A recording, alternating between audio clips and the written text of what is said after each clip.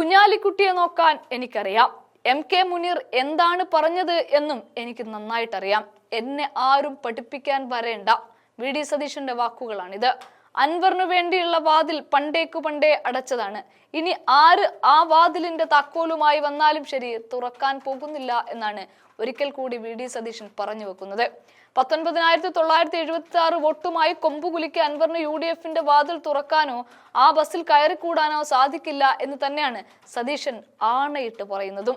തെരഞ്ഞെടുപ്പിന്റെ ബലം വന്ന സമയത്ത് സണ്ണി ജോസഫ് പറഞ്ഞു, അൻവറിന്റെ വോട്ട് കുറച്ചു കാണുന്നില്ല, വേണമെങ്കിൽ ചർച്ച ചെയ്ത് അൻവറിനുള്ള വാതിൽ തുറക്കാമെന്ന്.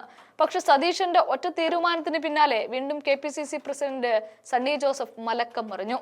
ഒറ്റ കൊമ്പന്മാർ എന്നും ഒറ്റയ്ക്കാണ്. PC ജോർജിനെ കണ്ടില്ലേ എന്നാണ് പറഞ്ഞത്. വരുന്ന തദ്ദേശ തെരഞ്ഞെടുപ്പിൽ അൻവർ ഒരു ഘടകമാണ് എന്ന് പറയുന്നതിനിടയിലാണ് ഈ മലക്കം മറിച്ചിൽ.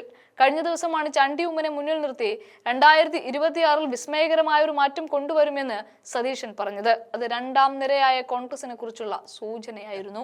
ഞാൻ പറഞ്ഞല്ലോ, അത് UDF എടുത്തൊരു തീരുമാനമാണ്. ആ വാതിൽ അടച്ചു.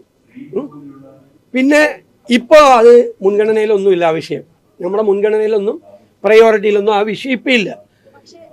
അല്ല, ഏതെങ്കിലും കാലത്ത് അങ്ങനെ ഒരു ആ വിഷയം വന്നാൽ അപ്പൊ UDF കൂടി അത് ചർച്ച ചെയ്യുക, അത്രയേ ഉള്ളൂ. ഇപ്പൊ ഇല്ല. എന്തായാലും ദാറ്റ് ഡോർ ഈസ് ക്ലോസ്ഡ്.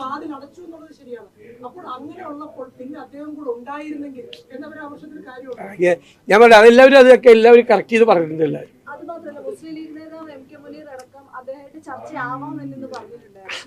അതൊക്കെ ഓരോരുത്തരുടെ വ്യക്തിപരമായ അഭിപ്രായം. അതിനൊക്കെ ഞാൻ എങ്ങനെ മറുപടി പറയുന്നത്? ഓരോരുത്തർ വ്യക്തിപരമായി പറയുന്ന എത്ര വലിയ പ്രസ്ഥാനമാണ് ഇതൊക്കെ. ആരെങ്കിലും നിങ്ങൾ അതിൽ നിന്ന് ചിലപ്പോൾ അടത്തിയെടുത്തായിരിക്കും. ഞാൻ കണ്ടില്ല അത്.